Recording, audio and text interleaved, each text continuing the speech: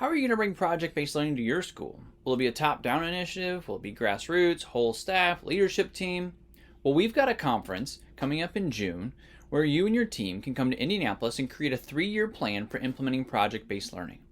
At Magnify Learning, we've been helping teams all around the country do this, from large districts to small districts. This process works. You need a larger plan because you need to think about all the stakeholders. Yes, your teachers, yes, your learners, but also parents, community partners.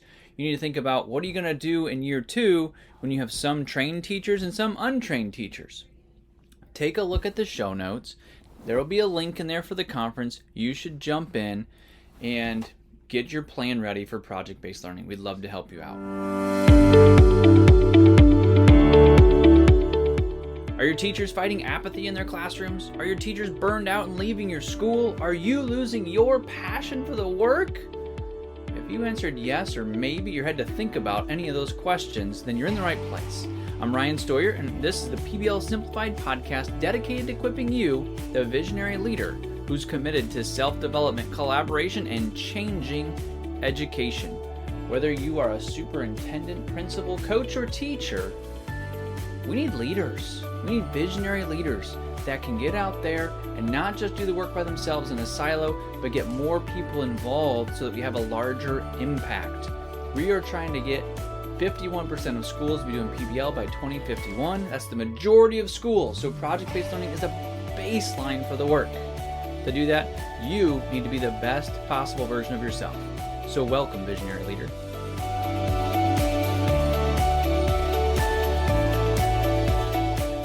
On the last Wednesday of the month, we do a leadership interview. I bring people in from business, from schools, from sports, wherever, to talk to you about leadership. Because yes, you need to know the nuts and bolts, the best practices of education, literacy, how people learn, but you also need to know how to lead, to build a movement so that you can have a larger impact. So today we've got a need to know around how does a school get started with PBL. We've got a leadership leap, the book Extreme Ownership by Jocko Willink and Leif Babin. And then our episode topic is your leadership guest, which is going to be a surprise guest. It's not who we thought it would be. We needed to call an audible, but I hope at least that you're going to enjoy this interview. So today's need to know, how does a school get started with PBL? And first of all, it's a great question. There are a ton of different ways to get started. The way I got started is we just jumped in. We did a school within a school. We had a group of 9 teachers and so 4 core areas and a special education teacher, and we just started doing the work.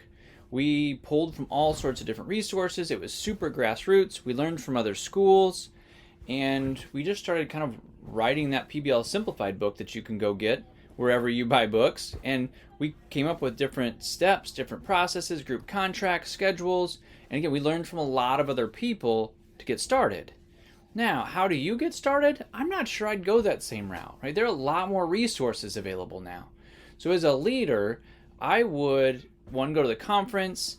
We also have something called Design Days at Magnify Learning, where we can create 2 days for you and your leadership team to make these 3-year plans. You actually come to one of our model schools, so you can go into classrooms and come out.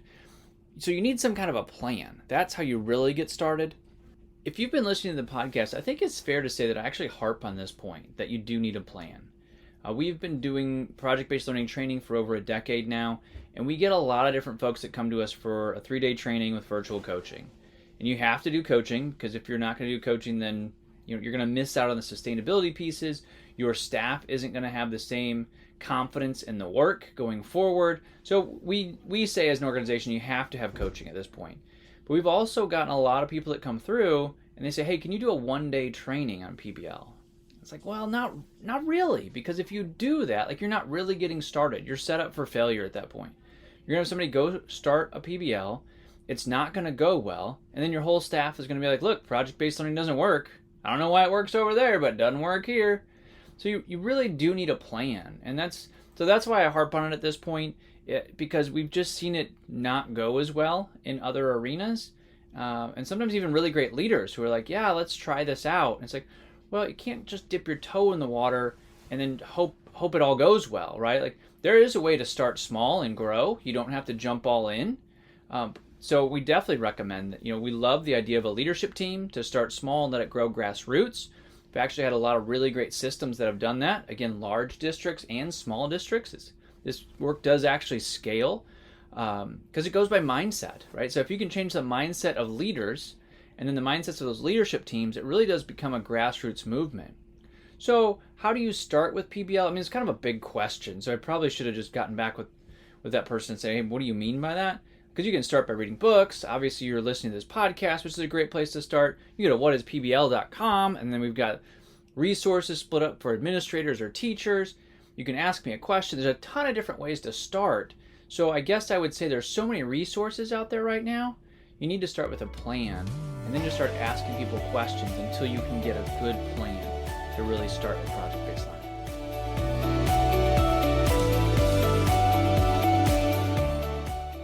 The Leadership Leap is designed to leap your leadership forward. So I go through different leadership books. I give you a synopsis of some of my favorites, and you can kind of get a feel for either the ideas that are coming through it. You can learn from those, or you can say, yes, I want to buy that book. And a book is such a great investment, right? Like somebody's taken a decade or sometimes multiple decades of their life and things that they've learned, they've brought it down into like 2 hours for you to process, right? Like how can you get any better than that? Like, yes, you can get books from the library. I recommend that you put aside 3% of your income and you invest in yourself. That comes from Brian Tracy. I actually heard it from Dan Miller, but Brian Tracy is the originator of that, I think. The idea of 3% you need to invest back into yourself. So the same way you're saving 10% for retirement or maybe 10% for your giving, 3% goes towards your learning. So grab that book, highlight it, put post-it notes in it so that you can refer back to them. And extreme ownership is one of those that you should probably have on your shelf. I mean, it depends on how you like to read. So in this, you've got Jocko Willink talking through his world in the Navy SEALs. So if you enjoy those types of stories, like there are war stories in here, so that does have to be one piece that you appreciate in your reading. If you don't, there's, again, lots of other books. Maybe this one isn't for you, and that's why I go through them, right? But I loved it. I loved hearing his leadership. He does talk through, the work that he's done overseas in the Navy SEALs, and the stuff he did domestically, too. So really interesting there. And the title, Extreme Ownership, let's hear it from him. It says, the book derives its title from the underlying principle, the mindset that provides the foundation for all the rest.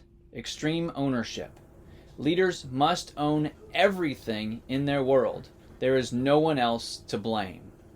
So if someone was supposed to be there to turn on the lights for a convocation or the gym or the refs didn't show up, like that's your fault as the leader of the building. Right? Like, so, well, it wasn't my fault because the athletic director is supposed to, inform the refs. They're supposed to be there, or the janitor was supposed to be there to turn on the lights. Like, well, somewhere along the line, you didn't train someone to know that they should have a checklist for that to make sure that it happens. Right? Because there was some kind of, the athletic director was sick, so he thought somebody else would tell the refs, but they didn't. Right? So I love this idea that whatever it is that happens in your organization, you take the blame for that.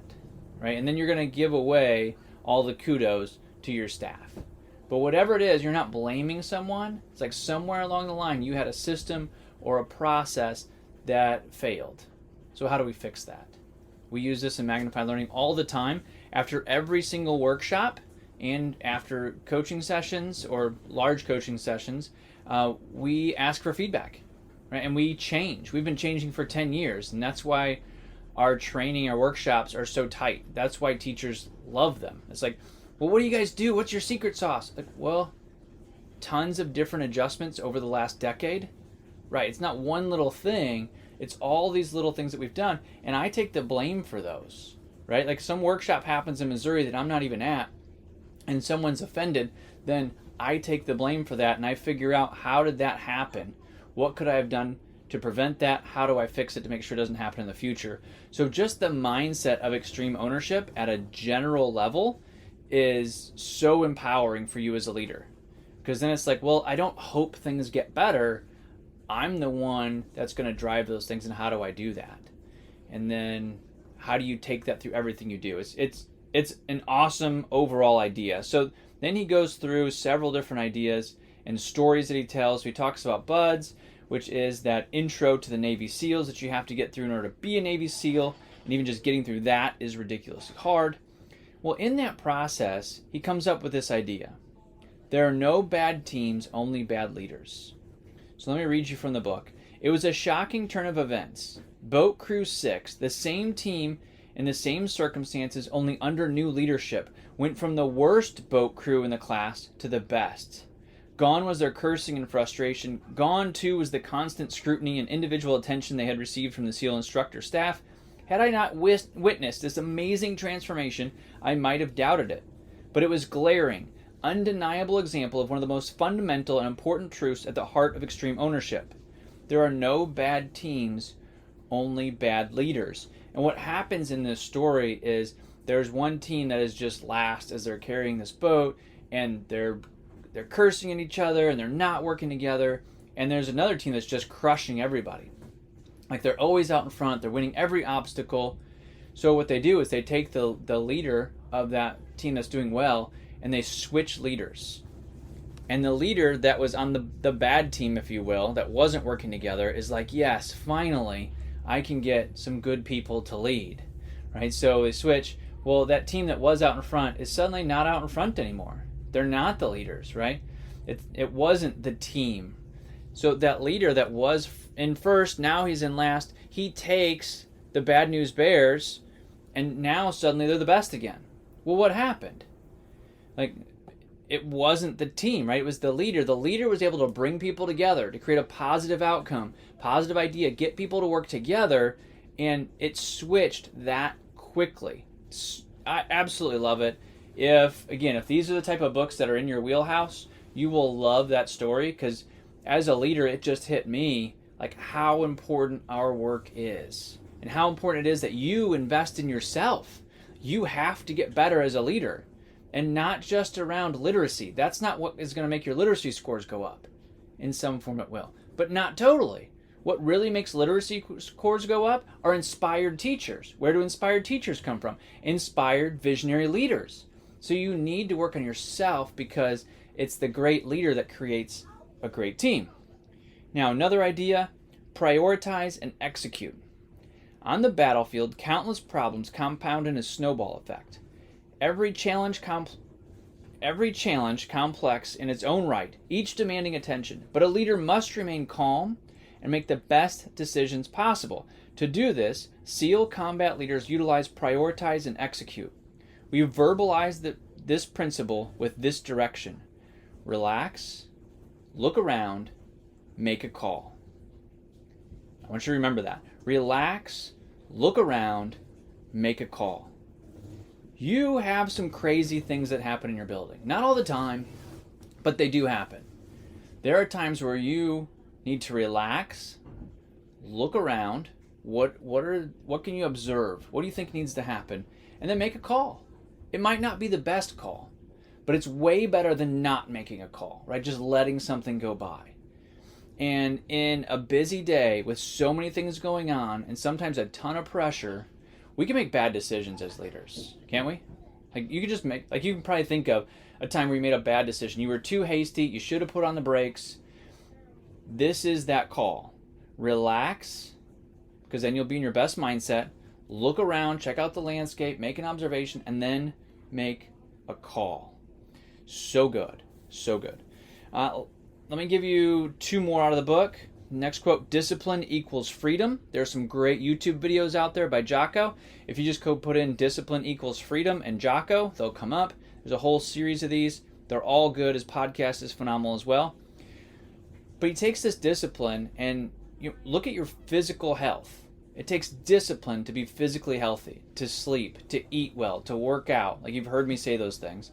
Because once you do that, now you have the energy that you need to create great leadership. Right? So discipline equals freedom. Great leadership doesn't happen by accident. Here's some closing thoughts from the book. While there is no guarantee of success in leadership, there is one thing that is certain. Leading people is the most challenging and therefore the most gratifying undertaking of all human endeavors. So, with that humbling reward in the distance, embrace the burden of command and go forward onto your battlefield. in whatever arena that may be, with the disciplined resolve to take extreme ownership, lead, and win. If your scores drop, don't freak out about scores, but take ownership of that. Do your teachers have a process, a system that helps them grow their students well? Right? Do you have a process where your vision is moving out there and people know what it is, it's clear? Right? Take ownership of the things that are in your building, relax, make a call. I thought it was a great book. Again, if this is in your arena of armed forces, it's not a place that I've been or my family has been as far as armed forces, so I'm just eternally grateful for those folks. So there are times where I dive into some of these books. The takeaways leadership-wise are decidedly valuable. I would highly recommend Extreme Ownership.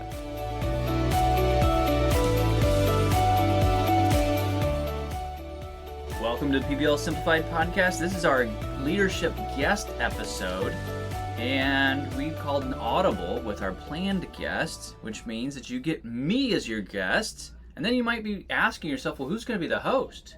Great question. We actually have a guest host. My daughter, Sadie Steuer, is here as the host of PBL Simplified today. Welcome, Sadie. Hi. She's going to be here as our resident podcast expert, and she is qualified because she has her own podcast. So if you're looking for a family-friendly, kid-friendly podcast, you should check out the CoCoLand Podcast. You'll hear a lot of great fictional stories about Uncle Coco and all of his adventures. And then you can even go to, what's the website, Sadie? TheAmazingCoCoLand.com. Yeah, TheAmazingCoCoLand.com. You can get all kinds of good merch. And there's a map for CoCoLand on there. So you'll definitely want to make that one of your podcasts that you add, Visionary Leaders, the CoCoLand Podcast. So today, Sadie's going to interview me as your PBL guest. So let's get started. You ready, Sadie? Uh-huh. Let's do it. So you always ask other people about their why. So what is your why? Oh, well done. You started with the why question. Perfect. So my why that I've kind of landed on at the moment is that I help people live their best life with confidence, courage, and compassion. It takes courage to take the first step in anything. So in project-based learning, for that as an example, it takes courage to change your teaching practice. And it's funny because courage has to come before confidence. You take the courageous step, you see that it works, and that actually builds your confidence. So a lot of people don't want to start until they have confidence, but courage, then confidence, and then once you're running well, the compassion to go back and help others do great things. So that's my why, I think. It spurs me to do things with Magnify Learning and other places to go help people, whether they're missionaries or any of those things. So that's my why. So you just published your second book, PBL Simplified. How does that feel? It feels great. It's good to have it out there. We did a big launch. Ironically, it's not this grandiose time. It just launched January 17th. You can get it wherever books are sold. There's my plug. But the coolest part was probably when you made brownies and as a family we hung out and celebrated. That was probably the coolest part. Although our launch team did a great job, we got reviews out there. I think we sold out on Amazon. They had to make a bunch more copies for people. But it was still, it's kind of silent on the book side. There's just work to do, right? So we started, we've got to record this podcast. And so it was neat. It was a lot of fun going through Morgan James Publishing. They were awesome. But there was also a little bit of, hey, we still got more work to do. There wasn't a parade or anything, right? Everybody kept doing what they were doing. So it was fun. Do people know your morning routine? Probably not. We talk in the leadership episodes about morning routine. And I don't know if you know it all. First I wake up, I do affirmations, I read the Bible, I listen to The Strangest Secret on YouTube from Earl Nightingale, I do a green drink in the morning, and then I take some peptides and a tea, and then eventually we work out as a family actually, so all the boys go and work out, and those types of things, and then I jump into my deep work, and that's probably my morning routine. Do people know that you wear the same clothes every day? Okay, good question. So, I don't think so. I don't know if I've ever actually said that on the podcast, but yes, I wear the same clothes every day, trying to combat decision fatigue, right? So there's some good studies out there that we, as leaders, kind of hit decision fatigue. So I make sure that clothes isn't one of those. So I do pretty much wear the same clothes every day. How did you get started with PBL? Oh, project-based learning. I left engineering. This is before you, although you've probably heard the story. Left engineering to go teach because while I loved being an engineer, it was challenging. My two favorite days were when we went to go help kids in an after-school program. So I jumped ship and went to go teach 8th grade English in an urban school in Indianapolis. And for the first 4 years, I taught traditionally. And it didn't have the same results that I wanted. Like as an engineer, one, I definitely changed careers for a reason. I wanted to go and help kids that could maybe have some more opportunities, some of the opportunities that I was able to see. I wanted to go help people do that. And that's not what was happening. You know, kids were still dropping out. So I was looking for something different. And project-based learning came along. I had a colleague that said, hey, you want to try this? And I was like, I do want to try something. I want to try something different. This isn't why I left engineering, you know, to watch kids not do well. And that just changed everything. Changed everything for me, changed everything for my learners in the classroom. You know, suddenly we had a school within a school doing project-based learning in 7th and 8th grade. And we had 25% of the kids, but we only had 8% of the discipline. Our attendance was 1.5% higher. And in an F school, we would have been a B on standardized tests. So kids showed up and did what they were supposed to do. And for the most part, they were still 8th graders, 8% at that time, remember? But they got to do amazing things, like things they wouldn't get to do normally. They met bank presidents. They met authors. They met speakers. They met the CEO of Duke Energy and Indianapolis Power and Light. They had all these kinds of amazing experiences that it's like, this is why I left engineering to come to education. It was PBL, and as you know, we've been doing that ever since. What is your favorite board game? Ooh, good one. Favorite board game. Does euchre count? It's a card game. That's a card game. Okay, so euchre doesn't count. If euchre doesn't count, then Wingspan probably. So we're pretty geeky with some board games around here. So Wingspan is one of those pretty complicated Settlers of Catan type games. So that's probably my favorite board game. What's your favorite band? Ooh, favorite band. Right now it's the Rhett Walker Band. What's the name of that song that I like? All Joy No Stress. All Joy No Stress. I could listen to that like all day on repeat. I probably do, actually. That's true. What is your favorite food? Oh, favorite food, that's easy. That's always pizza. Unless you have chicken burritos. Like burritos, and it's homemade pizza. Mm-hmm. Which, by the way, audience, Sadie makes. She makes homemade pizza. It's phenomenal. Easily the best. What is your favorite book? Oh, favorite book. That's a good one. Let me see. I read the Bible every day. PBL Simplified seems like an easy one, but that feels like I'm kind of marketing your question there. So one of my favorite books, probably Atomic Habits. But there's one I used to read in like high school called Einstein's Dreams. And it was just about really weird theoretical ideas, like what if you lived in a higher elevation, like what if you got younger? So then everybody's houses would be on stilts, and all kinds of like kind of weird scientific ideas that Einstein may have dreamt about, but I'm pretty sure it was fictional. But it was fun. It was weird. Do people know you are a dreamer? Oh, I don't know. I hope so. I hope at this point they do, that these visionary leaders do, and now we'll let everybody know that you're a dreamer too, right? Mm-hmm. Like, so we're sitting on this podcast. We're two dreamers. Like, we actually, in my family, we took the Table Groups personality test. That's Patrick Lencioni, and it's such a good test. I absolutely love it. I recommend it for schools as well. We'll put a link in the show notes. But it was really neat to see at a family level. Like, we made our team, or our business, if you will, our family, and Sadie and I came up as dreamer. So we like to dream, don't we? Mm-hmm. What is the current dream that you're chasing? Oh, great question. So the current dream is 51 by 51.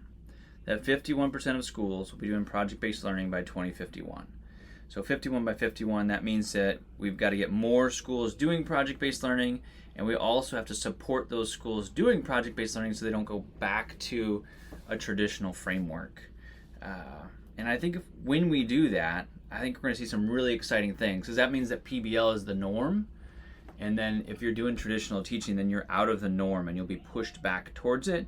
And there will also be something else that comes along that'll be even better, I hope, that will be innovating. But PBL will be like the baseline for education, and we'll have a whole generation, 2 generations by then, I suppose, that have been through project-based learning in bulk and will be solving world problems in pretty amazing fashion. So super excited about that dream. That's the big one. What about you? What's one of your big dreams that's coming up? What about the CoCoLand podcast? We've been working on it for a while, so it's fun to keep going with it. Yeah. How many episodes do you have recorded right now? Recorded or published? Recorded. 11? 11? There you go. So you're going to make it past the pod fade? Mm-hmm. You'll get past 7? Mm-hmm. And where do you have listeners at? What countries are they in right now?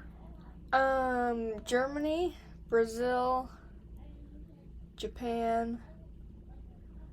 I assume some in the U.S. England, a lot in the U.S. A lot in the U.S.? Mostly U.S. Yeah, I could see that, dreamer. So your big dream, you got CoCoLand, you got a swag shop, theamazingcocoland.com. One last plug. It's always fun dreaming with you. Thanks for being the podcast host today. Mm-hmm. I appreciate it. All right, visionary leaders, you got to hear a little bit more of my story from our podcast interview today. Many thanks to Sadie for coming on the show to ask a few questions my way, but good questions, and I certainly appreciate it. Hope you got to know a little bit more about me, and I hope that this was helpful. So continue to chime in with the PBL Simplified Podcast. We need your questions, so go to whatispbl.com, and you can hit on the Ask Ryan button, and that's where we get our need to knows. So jump in there, get your need to know on the show, and go out there and engage your learners, tackle boredom, and transform your classrooms. Thank you for listening to this episode of the PBL Simplified Podcast. Would you help us achieve our vision of 51 by 2051? One small step you can take to help us out is to leave a review of the PBL Simplified Podcast. Scroll down to the bottom of our show page, select a star rating, and leave a review. Your review helps others find this podcast. When you leave a review, the next visionary leader will see your words and join us. Thank you for leading inspired.